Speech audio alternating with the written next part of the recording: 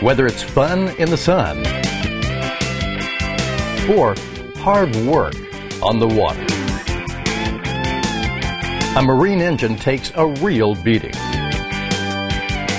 And there's one truism for every engine ever made: it can't last forever. Every marine engine is going to eventually break, freeze, or wear out. The traditional question when faced with major engine problems has been whether to rebuild the power plant or replace it with a new one.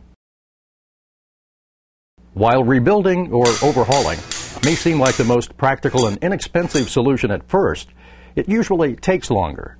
And all too often, it becomes a temporary fix if a worn part or process is overlooked by a local machine shop or non-Mercury parts are used. The rebuild may even end up costing much more than simply replacing the engine with a new or remanufactured one. Now, the difference between rebuilt and remanufactured is like night and day.